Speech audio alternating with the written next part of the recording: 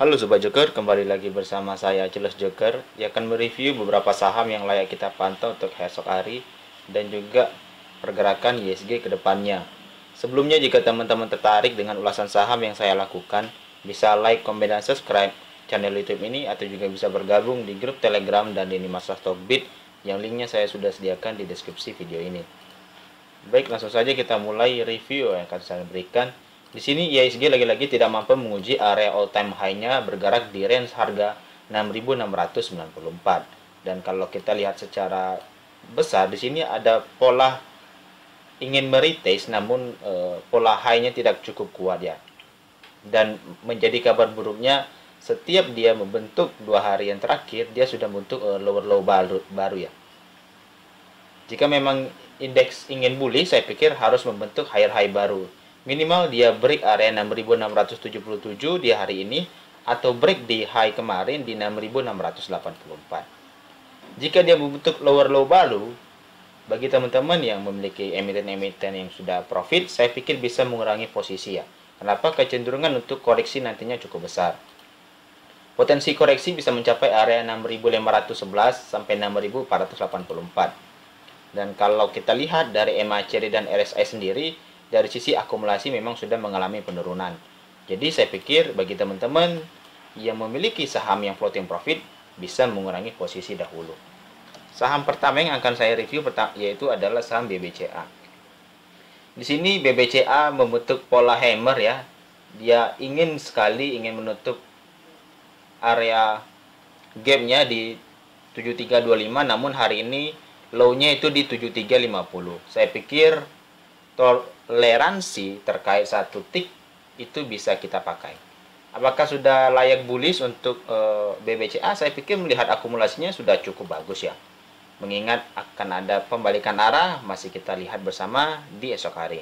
Namun kita lihat dari MACD dan RSI memang masih mengindikasikan tren akumulasinya masih cukup rendah dan tidak mampu mengcover dari dua distribusi yang sudah terjadi. Jadi saya pikir BBCA mungkin akan dinyatakan bullish jika dia mampu break high di 7.650. Jika dia mampu break di angka 7.650, saya pikir potensi reversalnya sudah cukup bagus dengan membentuk pola morning doji star. Saham kedua yang saya akan review adalah saham BBNI. BBNI di sini membentuk pola hammer, lagi-lagi akan menguji ya. Lagi-lagi akan menguji area supply di 7.475. Bagi teman-teman yang masih menunggu saham BBNI bisa memperhatikan area 6.750 sampai 6.675. Dan kalau kita lihat dari MACD dan RSI-nya cenderung masih akumulasi cukup keras. Tetapi patut diingat jika terbentuk RSI-nya sudah menyentuh area jenuh beli, potensi koreksi tinggal menunggu waktu saja. Bagi teman-teman yang tertarik tuh saham BBNI bisa memperhatikan buy on weakness nantinya. Lalu ada saham Bank Satu Umat kita akan review adalah Agro. Agro di sini setelah membuat seperti morning doji star, tetapi dia false break ya di sini. False break tidak mampu kuat dan saya pikir masih cukup aman karena bergerak di area range demand di 1995 sampai 1920. Selama range ini tidak jebol dan area minor demand di 1790 masih cukup kuat, saya pikir potensi menurun sampai area 1600 masih cukup sulit. Namun jika ada distribusi cukup besar nantinya, saya pikir tepat rasanya kita melakukan akumulasi kembali di 1660 ini. Namun kita lihat dari MACD dan RSI sudah mengindikasikan bullish dengan tren distribusi sudah mengalami pelemahan juga. Jadi saya pikir bagi teman-teman yang sudah akumulasi secara bertahap saja, tetapi jika teman-teman sudah penuh akumulasi di area 1900-an, ada opsi kita menunggu lagi di 1600 untuk akumulasi kedua ya. Lalu ada Bank Mini yang saya pikir isunya sangat hangat ya terkait bank-bank digital, di mana BNI akan mengakuisisi Bank Buku 1 atau Bank Buku 2 untuk kinerja digitalisasi perbankannya. Mengingat BRRI sudah mempunyai Bank Agro seperti itu. Kalau kita lihat dari QNB yang melihat sentimen bank digital ini seperti membentuk pola yang cukup menarik, saya pikir di sini ada pola reversal wedges pattern, dan jika memang reversal wedges patternnya cukup bagus dan break ke atas, saya pikir masih kita bisa nikmati ya. Namun di sini dia sempat false break dulu ke bawah atau breakdown ke bawah, kemudian rally kembali. Selama area 190 sampai 199 tidak dijebol, saya pikir momentum sideways-nya masih cukup besar pada range 190 sampai 177. Namun kalau kita lihat dari MACD sudah mengindikasikan bullish dengan volume akumulasi yang sudah golden cross juga ya. Dari tren harga kenaikannya sudah cukup bagus, tetapi terafiliasi secara tren harga sendiri itu masih cukup tidak wajar. Saya pikir potensinya bisa lebih dari 199 jika melihat tren akumulasinya dan tren pergerakan harga sudah uptrend. Mari kita lihat bersama apakah dia membentuk sideways dulu, membentuk sideways untuk memberi kesempatan untuk entry bagi trader atau investor yang belum entry di saham BKSW. Mari kita lihat bersama. Lalu ada sentimen juga yang cukup menarik ya. Di sini BVIC. Berbeda dengan BKSW tadi, dia sudah merespon duluan ya. Yang low-nya saya pikir di sini ada area supply atau area demand. Di sini ya. Benar sekali, di sini ada area demand dan dia sudah retest cukup 1 kali dan 2 kali, dan memang hari ini membentuk candle yang cukup jelek ya, walaupun hammer dalam bentuk candle merah. Jika teman-teman ingin memiliki saham BVIC dan tertarik untuk trading di saham ini, bisa memperhatikan opsi di 128 sampai 119. Dan selama dia tidak jebol di bawah 115 atau 118 masih sangat menarik. Potensi bisa mencapai area 152 sampai 148 yang merupakan area supply terdekat. Dan kalau kita lihat dari MACD sudah mengindikasikan ingin golden cross. Jadi bagi teman-teman yang ingin memiliki saham BVIC bisa memperhatikan area tersebut ya untuk entry. Lalu ketika saham edisi yang sudah saya share terkait saham teknologi yang mungkin sudah menarik, dan memang beberapa sudah rally ya. Dan di posisi sekarang MLPT sudah kembali ke area range demand-nya di 2980 sampai 2950. Bagi teman-teman yang sudah entry pertama di 3400 dan entry kedua di 2980 sesuai dengan trading plan, saya pikir teman-teman sudah siap tancap gas ya. Mengingat sektor teknologi mungkin akan hype kembali.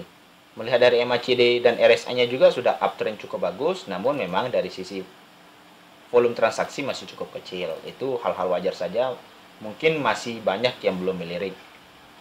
Namun di sini masih ada area gap ya yang perlu kita risaukan dan hati-hati sampai dengan range harga 2370. Tetapi selama dia bertahan di angka range 2980 sampai 2950 masih cukup menarik untuk saham MLPT. Lalu ada perbankan teknologi yaitu BANK. Posisi updating terkait BANK ini masih cukup bertahan ya di area demand-nya di 2300 sampai 2190. Kita berharap dia masih cukup bagus untuk demand dan bertahan, karena jika tidak bertahan saya pikir potensinya bisa mencapai area 1180 sampai 1070 yang saya pikir memang simpang siur terkait permintaan penawaran saham ya. Ada yang ingin murah dan ada yang ingin mahal atau ingin wajar. Tapi hal wajar baik murah dan mahal juga tergantung masing-masing trader. Secara teknikal saya pikir sudah sangat menarik jika dia mampu bertahan di area demand-nya ini. Kalau kita lihat dari MACD dan RSI sendiri sudah distribusi mengalami pelemahan dan tren harga secara RSI sudah mengindikasikan jenuh jual. Harusnya posisi posisi rally untuk beli sudah akan dimulai ya. Kita membutuhkan 2 minggu paling tidak sebagai konfirmasi Bang Aladin bagaimana potensinya kembali. Selanjutnya ada saham Hyrix ya. CBMF di sini. Posisi CBMF menguji area demand-nya di 75. Bagi teman-teman yang tertarik tuh saham CBMF untuk trading, saya pikir bisa memperhatikan area 67 atau di 63 untuk entry buy on weakness. Jika dia jebol di bawah 60, teman-teman bisa cut loss. Bisa mempertimbangkan area itu untuk trading ya, saya pikir jika teman-teman tertarik. Kalau kita lihat dari MACD dan RSI masih distribusi, namun jika kita melihat secara volume transaksi akumulasinya hijau, saya pikir sudah ada kejadian di sini melakukan fast trade ya atau day trade. Nah, kita bisa coba-coba di saham CBMF di esok hari jika teman-teman tertarik, area range belinya saya pikir wajar di 67 sampai 63. Lalu ada saham Toys ya. Toys di review kemarin kita melakukan Google Meet sudah dibahas ya. Dia berpotensi berbentuk reversal wedge pattern. Dan hari ini memang break namun tidak cukup kuat. Close-nya di 182 saya pikir masih cukup menarik. Hal yang sama kalau teman-teman ingat, dulu kita pernah membeli saham Toys di sini. Dia membentuk reversal wedge pattern juga, namun ada koreksi di esok harinya. Nah, kemungkinan besar jika memang besok koreksi, teman-teman bisa mengambil opsi pembelian. Dan kalau kita lihat range pembeliannya bisa di 175, saya pikir menjadi angka yang menarik, dan juga di range 171. Sejujurnya sesuai dengan review semalam kita melakukan Google Meet, kita sejatinya ingin menunggu ya di 157 sampai 140. Namun kalau kita lihat dari volume transaksi yang cukup besar hari ini, kemungkinan besar tidak akan dikasih ya. Jadi kita bisa melakukan antrian di 175 sampai 177 jika teman-teman tertarik untuk trading di saham Toys. Lihat dari MACD dan RSI cenderung ingin bullish dengan volume distribusi sudah mengalami pelemahan. Saya pikir potensi untuk Toys masih cukup besar jika dia mampu breakout ya di pola reversal wedge pattern-nya. Lalu ada saham teknologi yang high risk ya, yang sudah kita infokan di saham edisi, yaitu ada HDIT.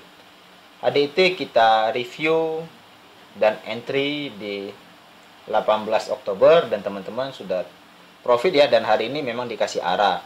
Namun secara trading plan hari ini kita memang memasang di trailing stop di 440 dan tadi memang sempat kesentuh.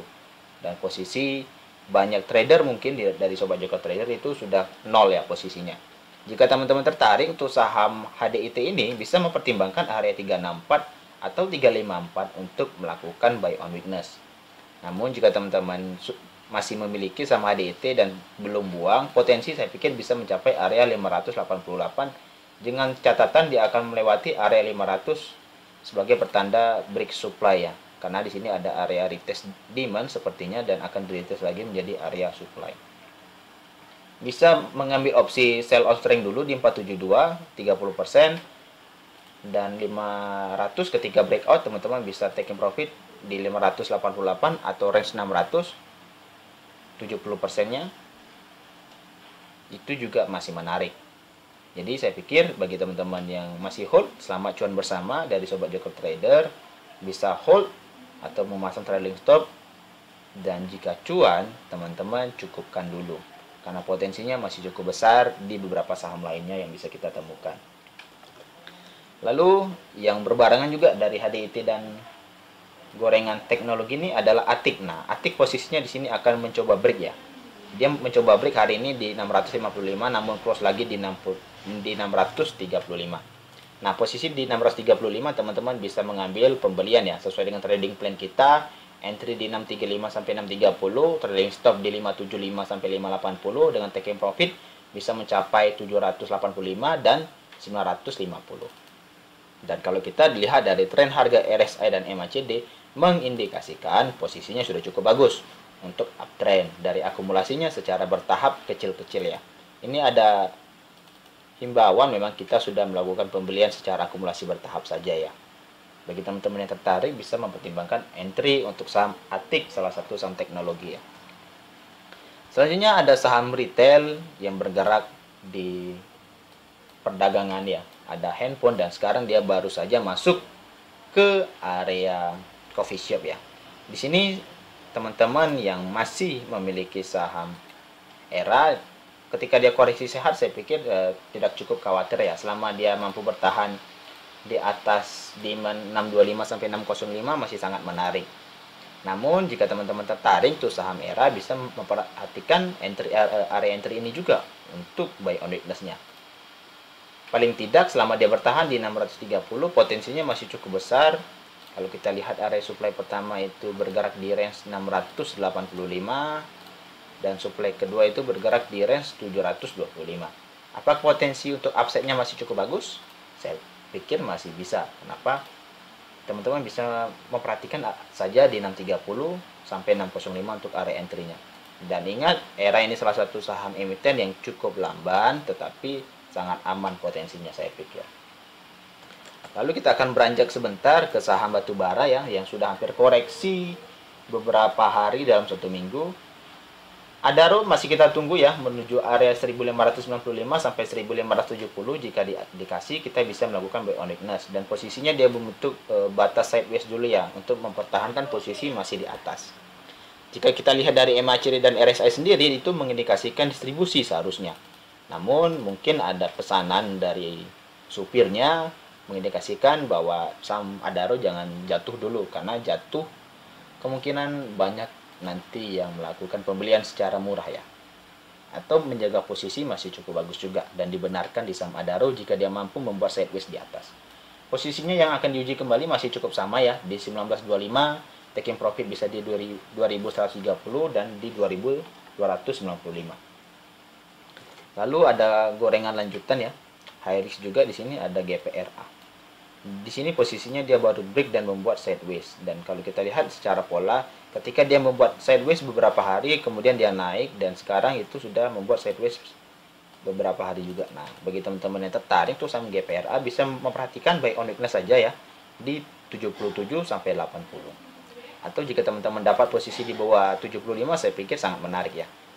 Namun di sini posisinya MACD dan RSI cenderung masih distribusi, dan saya pikir ini salah satu saham high risk yang bisa kita pakai untuk tektokan saja. Jika dia bergerak di bawah 74, saya pikir teman-teman hindari dulu ya untuk saham GPRA. Yang terakhir, salah satu saham high risk juga yang mungkin menarik ada LEN. Posisi LEN di sini sudah menutup area gap ini ya. Dia sudah menutup area gap dengan rapi dan membentuk area sideways. Nah, jika dia tidak jebol di bawah 89 atau di 85, jika dia tidak jebol 85, saya pikir sangat menarik untuk saham LEN, di mana posisi MACD-nya sudah mengindikasikan ingin bullish dengan pola distribusi sudah mengalami pelemahan. Dan kalau kita lihat secara besar, sudah terjadi akumulasi bertahap dan semakin besar di 3 hari yang terakhir. Jadi saya pikir bagi teman-teman yang ada rekam jejak trading bagus di saham LEN, bisa memperhatikan area 95 sampai 89 untuk entry.